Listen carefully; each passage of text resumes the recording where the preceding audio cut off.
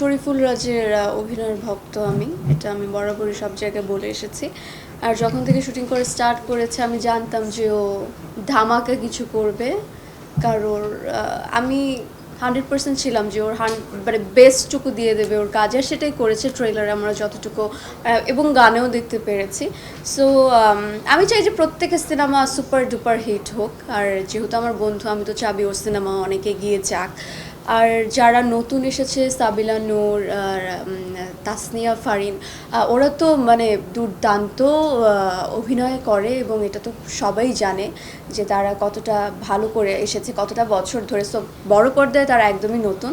আমি দুজনেরকেই শুভকামনা জানাতে চাই। আমি এমনও সিনিয়র না, আমি 1 বছরে হাইস্ট গেলে।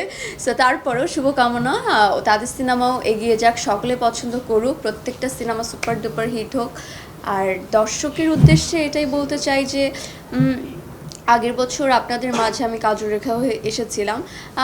আমি আমার মতো করে একটু চেষ্টা করেছি, হয়ে ওঠার কাজল রেখা অভিনয় করেছি। আসলে শেখার জীবনের শেষ নেই, প্রচুর পরিমাণে শিখতে হবে আরও। কিন্তু এই ছোট চেষ্টাতে আপনারা আমাকে যে পরিমাণে ভালোবাসা দিয়েছেন দর্শকরা, বেসিকলি আমি আপনাদের প্রত্যেকের কাছে চিরকৃতজ্ঞ। এবং স্টিল আমাকে যে পরিমাণ আপনারা সাপোর্ট দিয়ে যাচ্ছেন, মানে আমি এতটাও কখনো আশা করিনি আপনাদের কাছ থেকে। সো এখন এই মুহূর্তে কাজল রেখা থেকে আমি নীলচক্রের মাধ্যমে আপনাদের কাছে রাইমা হয়ে আসছি। এবং কাল থেকে তো আমাদের প্রত্যেকের সিনেমা হলে রিলিজ পাবে, চলবে। তো আমি জানি ঈদ আসবে, ঈদের প্রচুর ব্যস্ততা সকলের, কিন্তু তার মাঝেও একটু সময় বের করে বাংলা সিনেমা দেখতে যাবেন সকলে, বন্ধু বান্ধব ফ্যামিলি যে যেখান থেকে পারেন, এবং বাংলা সিনেমার সাথে থাকবেন। আর আমার আর আরিফিন শুভ ভাইয়ের অবশ্যই নীলচক্র আপনারা হলে গিয়ে দেখে আসবেন এবং আমাদের জানাবেন আপনাদের কেমন লেগেছে। খারাপ লাগলেও জানাবেন, ভালো লাগলেও সেটা অবশ্যই জানাবেন। এক্সাইটমেন্ট, ভালো লাগার দিকটা হচ্ছে যে আগের বছর ঈদের রোজার ঈদের হচ্ছে আমার কাজল রেখা বেরিয়েছিল, এবার কোরবানি ঈদে আমার নীলচক্র আসছে। তো এটাতে ভেবে ভালো লাগছে যে এরকম প্রত্যেকটা ঈদে যদি আমার এক একটা করে সিনেমা আসে মন্দ হয় না। আর এক ভয় লাগছে বলতে, হ্যাঁ ভয় তো একটু, ভয় না মানে টেনশন কাজ করছে। কারণ কালকে ঈদ, সবার খুব আমার মনে হয় ভালো যাওয়ার কথা, একটা ফেস্টিভ্যাল আসছে, সবাই মানে খুবই আনন্দ করবে, ঘুরতে যাবে, নতুন জামা পরবে, খাওয়া দাওয়া করবে। কিন্তু আমার ব্যাপারটা হচ্ছে যে আমার হচ্ছে কালকে সকালে আমার পরীক্ষার রেজাল্ট দেবে। আমি জানি না, আমার রাতে ঘুম হবে না। আমার কাজের টাইমে এরকম হয়েছিল। আর প্রচুর টেনশন কাজ করে, কারণ এত এত ভালো ভালো সিনেমা একসাথে আসছে। আর আমার কাছে মনে হয় যে যেখানে শাকিব খানের সিনেমা আসে, প্রত্যেকের সিনেমাই অনেক ভালো যায়, কিন্তু হি ইজ দ্য বেস্ট, সবাই সেটা জানে। তো আমার কাছে মনে হয় যে কম্পিটিশান এভাবে না ভেবে, কারণ এক একটা গল্প এক একটা ধাঁচের, কোনো ক্যারেক্টারের সাথে কোনো ক্যারেক্টারের মিল নেই। সো দর্শক অ্যাকচুয়ালি কোন গল্পটা কীভাবে পছন্দ করবে আর কার সিনেমাটা হিট হবে বা কে লুফে নেবে, এটা আসলে আমরা এই মুহূর্তে বলতে পারছি না। সো রিলিজ হওয়ার পরেই আসলে আমরা বলতে পারবো কতটা কাজ কীভাবে কার এগুলো। কিন্তু আমি প্রত্যেকটা সিনেমা এবং সকলকে শুভকামনা জানতে চাই যে আমরা আমাদের প্রত্যেকের কাজ অনেক সুপার হিট হোক, এটাই তো দিন শেষে আমি আশা করতে পারি। বিগত কয়েক বছর ধরে মানে রাজকুমার রিলিজ হওয়ার পর থেকে আমি আসলে তার ভীষণ পরিমাণে ভক্ত, এবং আমি জানতাম যে তাণ্ডবে সে একদম জাস্ট এরকম করে উড়িয়ে দেবে। আর যেখানে রায়হান রাফি আছে, মানে একটা প্যাক্ট হয়ে ওটা ধামাকা কিছু হবে, এটাই খুবই স্বাভাবিক ব্যাপার। এবং নতুনত্ব অনেক কিছু পাওয়া যাবে ট্রেলারের মাধ্যমে, আমি তো এটা দেখেছি। আর যেহেতু মাই ফেভারিট একটা পার্সন আছে জয়া আপা, তো যেখানে শাকিব খান আছে, জয়া আপা আছে, নতুন করে সাবিলা নূর অ্যাড হয়েছে, তো আমার মনে হয় যে দর্শকরা নতুন কিছু দেখতে পারবে। আর গানটার কথা বলবো যে গানটা আমার কাছে ভীষণ ভালো লেগেছে, অন্যরকম একটা ভাইব আছে।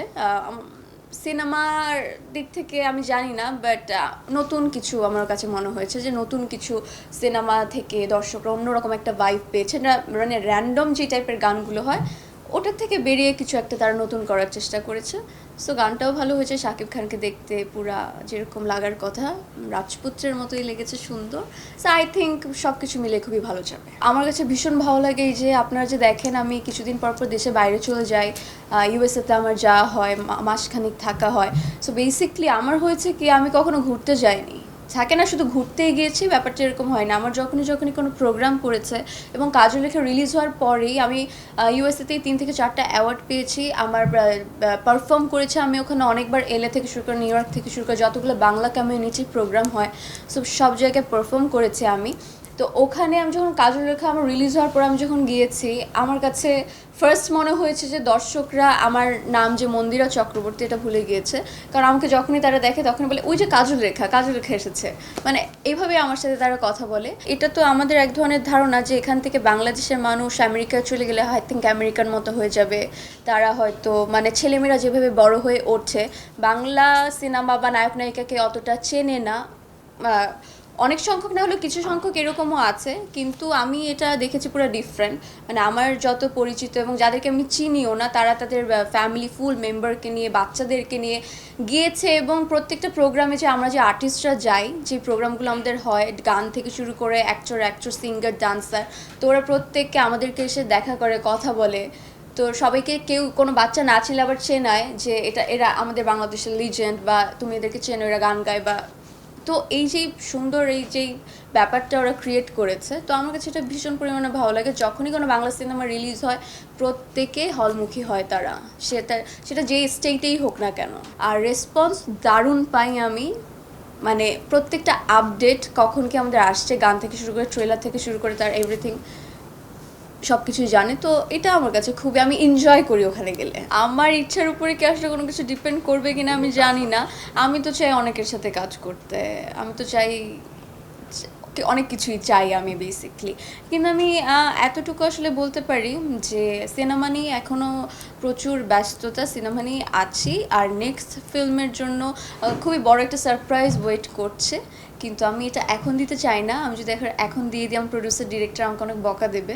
সো এতটুকু বলতে পারি যে ভালো কিছু ওয়েট করছে, সবাই সেটা জানতে পারবে। সো আমি আসলে বরাবরই একটু খুঁতখুঁতে, আমি অফার পেলেই আমি আসলে কাজ করার জন্য ছুটে চলে যাই না।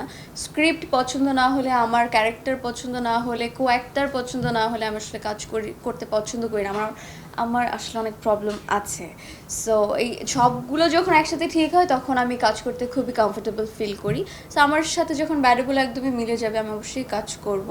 আর আপনি যেটা বললেন কার সাথে আপনি শুনেছেন, আমি আসলে সেটা এখন আমি জানি না, আমি কিছু বলতে চাই না ওই টপিকে আসলে।